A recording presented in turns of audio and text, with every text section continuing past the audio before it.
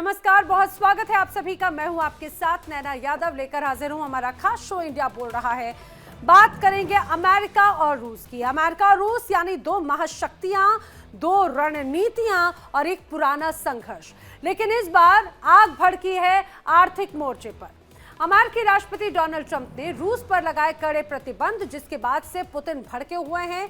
ये कदम मॉस्को के खिलाफ वॉशिंगटन के अब तक के सबसे बड़े प्रतिबंधों में से एक माना जा रहा है, जिसकी घोषणा ट्रेजरी सेक्रेटरी स्कॉट बेसेंट के व्लादिमीर पुतिन पर यूएस प्रेसिडेंट के साथ बातचीत में ईमानदारी से शामिल न होने का आरोप लगाने के बाद की गई थी। क्या ये कदम दोनों देशों के रिश्तों को नई ठंड युद्ध की ओर लेकर जाएगा, कोल्ड वॉर की तरफ लेकर जाएगा? इसी मुद्दे पर हम चर्चा करेंगे। अमेरिकी राष्ट्रपति डोनाल्ड ट्रंप ने दो प्रमुख रूसी तेल कंपनियों पर कड़े प्रतिबंध लगाए और भू राजनीति की बिसात को हिलाकर रख दिया। अमेरिका के इस फैसले से अब भड़क उठे रूसी राष्ट्रपति व्लादिमीर पुतिन। तेल की गंध में अब सियासत की आग किस तरह से घुल चुकी है, उसे समझिए। अमेरिका ने रूस की उन दो तेल कंपनियों पर प्रतिबंध लगाया जो रूस का 50% तेल निकालती है, जिसका उत्पादन करती है। अब रूस ने इसे सीधे सीधे एक्ट ऑफ वॉर कह दिया है।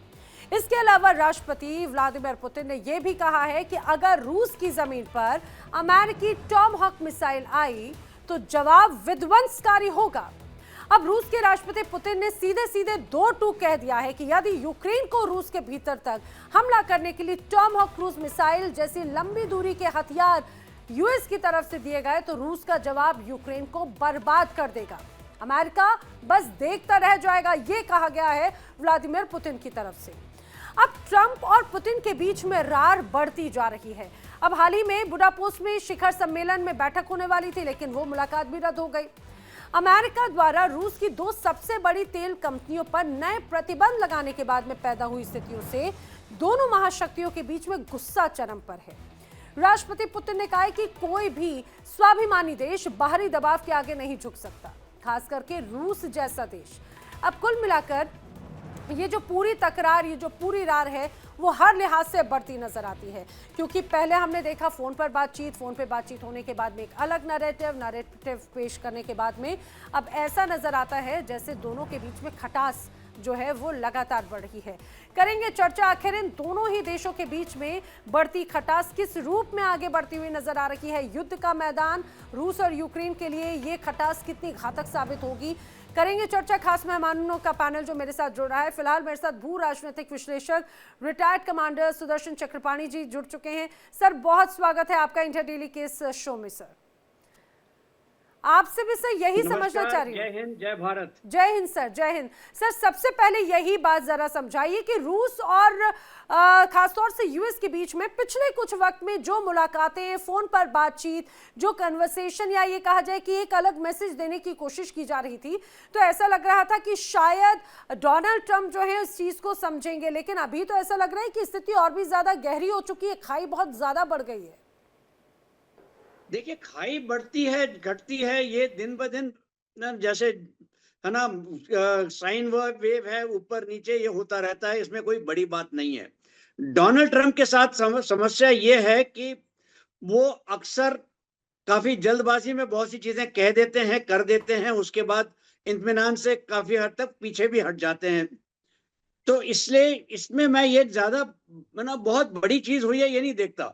हाँ, डेफिनेटली एक समस्या जरूर खड़ी हुई है, जहां पे ये समस्या लग रही थी कि काफी हद तक सुलझ जाएगी, खास करके जब डोनाल्ड ट्रंप और पुतिन की बात हुई थी और उसके बाद डोनाल्ड ट्रंप ने जेलेंस्की को कहा था कि अब आप शांति की तरफ ज्यादा ध्यान दीजिए और दुश्मनी की तरफ कम ध्यान दीजिए। और लग रहा था कि बुडापेस्ट में जो मुलाकात होगी उससे कुछ बात आगे बढ़ेगी, लेकिन वो तो अभी लग नहीं रहा है, क्योंकि बुडापेस्ट का जो समझौता है वो तो थोड़ी हद तक स्थगित हो गया है। क्योंकि बात हुई थी लावरोव और अमेरिकन विदेश मंत्री के बराबर उनके, और वहां पे कोई ज्यादा आगे हुई गई है। ठीक है, समस्या ये आती है कि अब आगे क्या। अब आगे ये है कि डोनाल्ड ट्रंप ने कहा 6 महीने में देखेंगे, मतलब 6 महीने तो अब देखेंगे, 6 महीने के बाद सोचते हैं। दूसरी बात, डोनाल्ड ट्रंप को यह पता है कि उनके सामने क्या बड़ी बड़ी समस्याएं हैं। सबसे बड़ी समस्या उनके घर में है। अब बाहर की छोड़ दीजिए, सबसे बड़ी समस्या उनके पास घर में है। 70 लाख व्यक्ति एक साथ एक प्रेसिडेंट के खिलाफ अगर खड़े होते हैं, नो किंग्स का नाम पे एक मूवमेंट होता है, हाँ, नो तो ये किंग्स, यस। अमेरिका के लिए बहुत बड़ी बात है। जी। ठीक, इनमें से काफी हद तक रिपब्लिकन्स भी थे, काफी संख्या में, तो एक समस्या उनकी वो है। दूसरा, जहां जहां उन्होंने हाथ डाला है वहां वहां समस्या और खड़ी हुई है, जटिल हुई है, सुलझी नहीं है। चाहे वो हिंदुस्तान पाकिस्तान के नाम पे वो कहते रहे हमने सुलझा दिया, लेकिन अमेरिकी जनता को भी समझ में आ गया है कि पाकिस्तान का कुछ हिस्सा सुलझा तो है नहीं, बनिस्बत पाकिस्तान और खाई में गिरा है। उधर गाजा के नाम पे सुलझाने की बात हुई है, वहां फिर से कुछ ना कुछ होता रहता है। वहां गाजा में जो पीस कीपिंग फोर्स थी उसका बड़ा हिस्सा तो पाकिस्तानी फौज थी। बिल्कुल। पाकिस्तानी फौज अब आ नहीं सकती वहां पे, क्योंकि पाकिस्तान के अंदर ही कलह चल रही है, वो भी भयंकर। तो उनको वो समस्या दिखाई दे रही है। तीसरा, चीन के साथ जो उनका चल रहा था वो अब चरम पे पहुंच गया है। जी जी। उनके चीन के ऊपर 155% का टैरिफ की धमकी दे रहे हैं, तो कहां पे वो कुछ कर पा रहे हैं? तो उनको और एक क्विक सर, विन चाहिए टैरिफ कहीं का ना तो कहीं। कहिए ही मत। टैरिफ का तो अब हाल ये है कि वो सभी पर टैरिफ लगाते हुए अपनी नाराजगी जता रहे हैं। मेरे साथ विदेश मामलों की जानकार डॉक्टर शुभदा चौधरी भी जुड़ चुकी हैं और डॉक्टर अमन चुग जो कि आर्थिक और भू राजनीतिक विशेषज्ञ हैं, वो भी मेरे साथ में मौजूद हैं। आप दोनों का बहुत स्वागत है इस चर्चा में।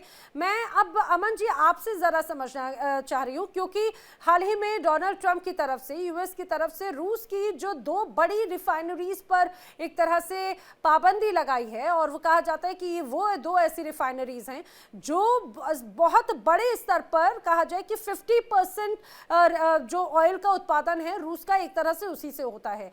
ये कहा जाए कि अब आर्थिक तौर पर कमजोर करने की कोशिश एक तरह से डोनाल्ड ट्रंप की है रूस को, यही एक स्ट्रैटेजी उनकी नजर आती है। देखिए जी, नमस्कार है, जय भारत है। मैंने पहले भी जिक्र किया है कि जो ट्रंप साहब हैं वो एक किरदार हैं by the deep state. So Trump does not represent its own policies. Trump है, बाइडन है, ये हमेशा व्हाइट हाउस से चलते हैं। व्हाइट हाउस भी एक डीप स्टेट के प्रेरोगेटिव से चलता है।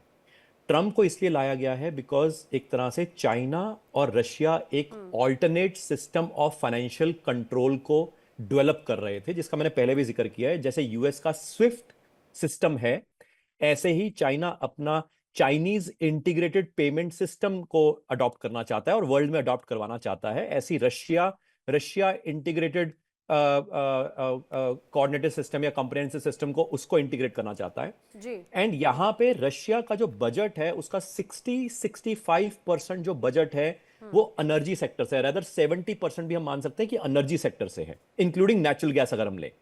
एंड 10 से 15% जो उसका बजट वो उसका मेजरली फाइनेंस एंड टेक्नोलॉजी से है, एंड रिमेनिंग 10 से 15% लॉजिस्टिक्स से है जी। अब इसका मतलब है अगर मेरे को रशिया को कहीं पे भी वीकन करना है तो मेरे को उसके ऑब्वियसली एनर्जी जायंट्स के ऊपर प्रहार करना पड़ेगा। एंड अगर हम देखें 2022 के बाद जब से सैंक्शंस लगाई यूएस ने, तब से लेके अब तक 19 कॉम्प्रिहेंसिव पैकेज्ड सैंक्शंस लगाई गई हैं by the western world. 19 comprehensive packaged sanctions का मतलब यह है अब ये जो सैंक्शंस लगाई गई हैं इसमें क्यों इन्होंने रोजनेफ्ट को या ल्यूकॉइल को पहले क्यों नहीं लगाया? क्योंकि ऑब्वियसली हमें समझना पड़ेगा रशिया यूक्रेन की लड़ाई को रुकवाना इनका प्रेरोगेटिव नहीं है, क्योंकि यूक्रेन का जो वेस्टर्न वर्ल्ड का जो एरिया है वो bread basket of the world है जो कि डीप स्टेट हथियाना चाहता है। एंड ऑब्वियसली ये अपने आप में एक हिडन अरेंजमेंट है। पुतिन अलास्का में जाके रशिया यूक्रेन की बात करने नहीं गए थे, अलास्का को खाली करवाने की बात करने गए थे। बुडापेस्ट को ट्रंप कैंसिल क्यों कर रहा है? वो इसलिए कैंसिल कर रहा है क्योंकि उसको पता है पिछली बार लाइमलाइट सारा पुतिन ने स्क्वीज कर लिया था। इस बार मेरे को लाइमलाइट ना मिला तो भाई मेरी रेटिंग खराब हो जाएगी मिड ईयर इलेक्शन के तौर पे। जी जी। अमन जी का अचानक ऑडियो जो है वो अभी चला गया है। हमारे साथ में अब संजीव श्रीवास्तव जी भी जुड़ गए हैं, उनका भी बहुत स्वागत है। लेकिन मैं उसके पहले शुभदा जी का रुख करना चाह रही हूँ। शुभदा जी, अब डोनाल्ड ट्रंप को लेकर तो देखिए, अब ये कहा जाए कि वो अभी भले उनको नोबेल शांति पुरस्कार नहीं मिला, लेकिन वो पिछले कुछ वक्त से तो बने हुए सीधे सीधे टैरिफ किंग, और हम बड़े स्तर पर एक बड़ा आंदोलन देख रहे हैं, नो किंग्स का, जिस तरह से सर जिक्र भी कर रहे थे अभी सुदर्शन चक्रपाणी जी। लेकिन ये जो टैरिफ किंग हैं, देखिए नाराजगी अब ऐसी है उनकी कि जो उनकी हाँ में हाँ ना मिल रहा है, सीधे सीधे वो बोलते भैया हंटर चलाऊंगा मैं, वो हंटर है टैरिफ का। अब कनाडा पर उन्होंने अपनी सारी व्यापारिक जो भी डील थी सब बंद कर दी। क्यों? क्योंकि वहां पे एक एडवर्टीजमेंट जो है उसमें टैरिफ का जिक्र कर दिया गया था। अब वो उसकी मतलब ये कहा जाए कि अगर कोई उसके बारे में बात भी करता है तो उनको बहुत ज्यादा नाराजगी हो जाती है। अब जरा शुद्धा जी इस बात को समझाइए कि यूएस और रूस, आखिर इन दोनों के बीच की ये जो खटास है वो बाकी अन्य देशों पर किस तरह से इंपैक्ट डालती नजर आती है? क्योंकि रूस बहुत एक बड़ा ये कहा जाए कि ऑयल को लेकर एक बहुत बड़ा होल्ड रखता है, और जहां जहां पर उनके जो सेलर्स हैं, बायर्स हैं, उनको भी सीधे सीधे टारगेट कर रहा है। तो अब ये सैंक्शन और ये धमकी किस रूप में बड़े स्तर पर इंपैक्ट करती है? नैना जी, मुझे बुलाने के लिए शुक्रिया। पहली चीज तो ये है कि हमें दो चीजों का ध्यान रखना है। पहला ये कि आज 24वां दिन है यूएस गवर्नमेंट शटडाउन का। यस, शटडाउन, बिल्कुल। तो ये बहुत बड़ी बात है कि ये जो कांग्रेस है या प्रेसिडेंट ट्रम्प है उनको तो सैलरी मिलेगी, लेकिन 8 लाख जो फेडरल वर्कर्स है उनको नहीं मिलेगी। दूसरी चीज है, जो यूएस और रशिया का हम रोल देख रहे हैं वो सिर्फ यूएस और रशिया के बीच का नहीं है। इस साइड यूके है, यूएस है, वेस्टर्न यूरोप है, और इस साइड चाइना, रशिया और ईरान है। तो ये काफी जियोपॉलिटिकल लार्जर लेवल पे, स्टेज पे ये हो रहा है। अब चीजें ये देखनी है कि अमेरिकन इकोनॉमी 38 ट्रिलियन डॉलर के डेप्थ में है। अगस्त सितंबर में $1 ट्रिलियन का डेप्थ हो गया 2 महीनों के अंदर। ट्रम्प क्या करना चाह रहे हैं? वो एक नया ग्लोबल ऑर्डर लाना चाह रहे हैं क्रिप्टो करेंसी यानी स्टेबल कॉइन्स के जरिए से, जिससे वो दुनिया की जो फाइनेंशियल सिस्टम है उसको चेंज कर सके। टैरिफ उसी का मुद्दा है। अब जहां तक आपने ये सवाल पूछा कि बाकी के देशों पे क्या फर्क पड़ेगा, तो देखिए रशिया के ऊपर 40 से 50 हजार से ज्यादा सैंक्शंस लगे हुए हैं। 2021 से लेके आज तक ट्रम्प ने दर्जनों बार धमकी दी है, लेकिन कभी भी इस धमकी का फॉलो अप नहीं होता है। एक तरफ धमकी दी जाती है, दूसरी तरफ मेलानिया ट्रम्प जो है पुतिन से बैक चैनल डिप्लोमेसी करके जो यूक्रेनियन बच्चे हैं उनको उनकी फैमिली से मिलवाती हैं और पुतिन को थैंक्स बोलती हैं। जहां तक बात रही टॉम हॉक मिसाइल्स की, एक टॉम हॉक मिसाइल जो है वो $1.5 मिलियन का होता है। यूएस ने कम से कम 100 Tomahawk missiles already Netherlands को दे दिए हैं।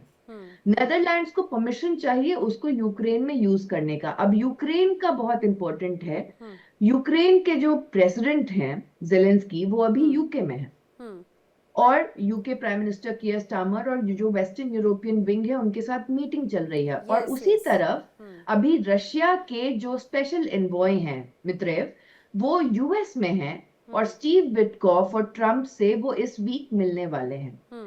अब आप समझना चाहेंगे कि ये क्यों ट्रम्प बार बार कह रहे हैं और उनका ऑडियंस क्या है। तो उनका ऑडियंस, जैसे कनाडा के साथ उन्होंने ट्रेड रिलेशंस खत्म कर दिए, आप मानिएगा नहीं, एक इंसुलिन की बोतल जी जी कनाडा में $10 में आपको मिल जाएगी, और वही आपको बॉर्डर क्रॉस करने के बाद यूएस में $90 या $100 में मिलेगी। क्योंकि उन्होंने इतने ज्यादा टैरिफ, इतने ज्यादा टैक्स सिस्टम लगा रखा है, उन्होंने लगा रखा है। और ये सबसे ज्यादा जो अमेरिका के ही खुद के मिडिल इनकम बिजनेसमैन हैं उनको बहुत परेशानी कर रहा है। वो इंपोर्ट एक्सपोर्ट नहीं कर पा रहे। जहां तक बात रही रशिया की, पुतिन ने ऐसा क्यों बोला कि वो 6 महीने तक उनको कोई फर्क नहीं पड़ता है? क्योंकि ऑलरेडी जो डार्क शिप्स होती हैं या शैडो फ्लीट होता है, वो रशिया की ऑयल रिफाइनरीज और ऑयल प्रोडक्शन साइट से बाकी के देशों में अपना क्रूड ऑयल एक्सपोर्ट कर रही है। इसके ऊपर किसी भी तरीके का लगाम है नहीं और हो नहीं सकता। दूसरी चीज है कि जब से ऐसा नहीं है कि पुतिन ने बाइडेन को बताया नहीं था। इनफैक्ट CIA के जो डायरेक्टर थे विलियम बर्न्स, वो यूक्रेन गए थे और बाइडेन से कम पुतिन की 4 बार बात हुई है, जहां पे उन्होंने बार बार बोला कि नेटो का एक्सकर्जन यूक्रेन की तरफ नहीं होना चाहिए। अब हमें ये चीज का ध्यान देना है कि रशिया जो है उज्बेकिस्तान, तुर्कमेनिस्तान, किर्गिस्तान के साथ मिलके सीआईएस का अपना एक एंटी नेटो फ्रंट भी बना रहा है। और भले ये कितनी भी सैंक्शंस लगा रहे हैं, लेकिन पिछले 3 साढ़े 3 साल में रशिया की इकोनॉमी तो बढ़ी है। बिल्कुल बिल्कुल। तो और मुझे ये लगता है कि सारी चीजें समझना है। यही जो सबसे आपने लास्ट पॉइंट जो बात कही कि इतने सैंक्शंस के बावजूद, क्योंकि सैंक्शंस पहला मौका नहीं है, सैंक्शंस तो लगातार डोनाल्ड ट्रंप की तरफ से लगाए जाते रहे और रशिया पर सैंक्शंस पहली बार नहीं लगे हैं। और वैसे भी जो इस पूरे वॉर फ्रंट पे जो अलग अलग डैमेज हो रहा है, उससे माना जा रहा था कि एक बड़ा नुकसान लगातार रशिया फेस कर रहा है, क्योंकि सभी नाटो कंट्रीज और उनके साथ में उनकी लड़ाई, यूक्रेन के साथ की एक अलग जंग, लेकिन तमाम अलग अलग मोर्चों पे नाटो कंट्रीज के साथ में रशिया की जंग उनको बहुत चारों तरफ से घिरती हुई नजर आती है। लेकिन संजीव श्रीवास्तव जी, वही बात कि आखिर इन सैंक्शंस का कितना औचित्य रह जाता है, क्योंकि अभी शुभदा जी ने भी जो बात कही, अब से कुछ देर पहले हम तस्वीर भी देख रहे थे कि जो ज़ेलेंस्की हैं वो बाकायदा इमानुएल मैक्रों से मुलाकात कर रखे हैं, अलग अलग देशों से अब अपने कहा जाए कि मोर्चाबंदी करने में जुटे हुए, सहयोग पाने की कोशिश में लगातार बने हुए हैं। जर्मनी की तरफ से पहले उनके लिए फाइनेंशियल हेल्प की घोषणा की जा चुकी थी कि हम आपके लिए मदद करेंगे आर्थिक रूप से, ताकि इस युद्ध में वो बने रहें। तो डोनाल्ड ट्रंप या यूएस की तरफ से ये सैंक्शंस और इस तरह से धमकियां कि भाई आने वाले वक्त में 6 महीने बाद हम देखेंगे कि कितना इंपैक्ट होता है, क्या आपको लग रहा है कि ये वाकई में रशिया को कोई प्रभाव डालेगा? देखिए, यदि डोनाल्ड ट्रंप इस बात को कह रहे हैं कि आगे आने वाले 6 महीने में वो देखेंगे कि, और दुनिया देखेगी कि इसका क्या इम्पैक्ट होगा, तो इसका मतलब ये हुआ कि डोनाल्ड ट्रंप ये मान के चल रहे हैं कि 6 महीने का युद्ध अभी और चलेगा। वो तो एक तरीके का एक्सपीरियंस दे रहे हैं ना। तो ये जो पूरी स्थिति है, ये बड़ी ही विचित्र है, विरोधाभासी है। एक तरफ आप शांति की बात कर रहे हैं, एक तरफ शांति की बात है, दूसरे इलाकों में वहां पे हम देखते हैं गाजा और इजराइल में वो कहते हैं कि भाई शांति हो जाए। बार बार अमेरिका की तरफ से इंडिया और पाकिस्तान को लेकर ये वो सो कॉल्ड शांति के दूत बनते हुए आते हैं, और यहाँ पर पुतिन और यूक्रेन की लड़ाई को एक अलग रूप में भड़काने का काम करते हैं।